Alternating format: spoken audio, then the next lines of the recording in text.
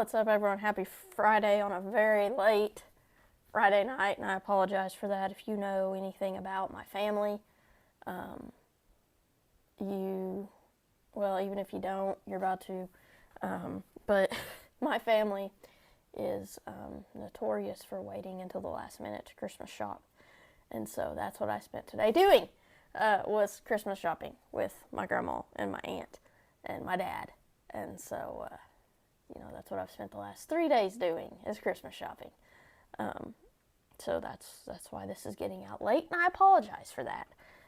But I'm getting it out regardless. So our verses, Matthew 20 through 28. It says, Then the mother of James and John, the sons of Zebedee, came to Jesus with her sons. She knelt respectfully to ask a favor. What is your request? He asked. She replied, In your kingdom, please let my 2 sons sit in places of honor next to you, one on your right and the other on your left. But Jesus answered by saying to them, You don't know what you are asking. Are you able to drink from the bitter cup of suffering I am about to drink? Oh, yes, they replied, we are able. Jesus told them, You will indeed drink from my bitter cup. But I have no right to say who will sit on my right or my left. My Father has prepared those places for the ones he has chosen. When the 10 other disciples heard what James and John had asked, they were indignant. But Jesus called them together and said, You know that the rulers in this world lord it over their people, and officials flaunt their authority over those under them. But among you it will be different. Whoever wants to be a leader among you must be your servant, and whoever wants to be first among you must become your slave. For even the Son of Man came not to be served, but to serve others, and give his life as a ransom for many. Jesus serves. It says Christianity is all about service. Modern Christianity, however, tends to highlight the opposite. We see churches that are like personal kingdoms, pastors with bodyguards and helicopters, and missionaries who speak like proud lords. I'm sure some people are coming to your mind. It says Jesus said this, You know that the rulers of the Gentiles lord it over them, and their high officials exercise authority over them.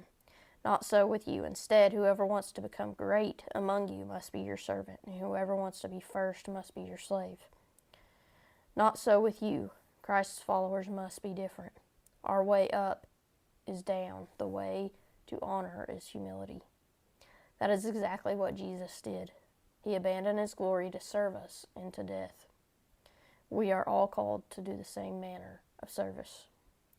We can learn from the example of one senior pastor of a former megachurch. God said to me, Build big people, not a big church. He said, years ago he looked at his megachurch in Hawaii and realized the expanding ministry was starting to center on him. Knowing of many ministries that failed when the head pastor left or died, he refused to let that happen to their church. So he stepped down from his office, divided the congregation into different church campuses, trained trusted pastors to lead these churches, and served them tirelessly, helping, teaching, training, mentoring, and encouraging them. Having been so empowered by the leader's servanthood, the church started to grow exponentially. Now, each of over 100 church campuses is known to be this single quality, a church eager to love and serve. This is the power of selfless service.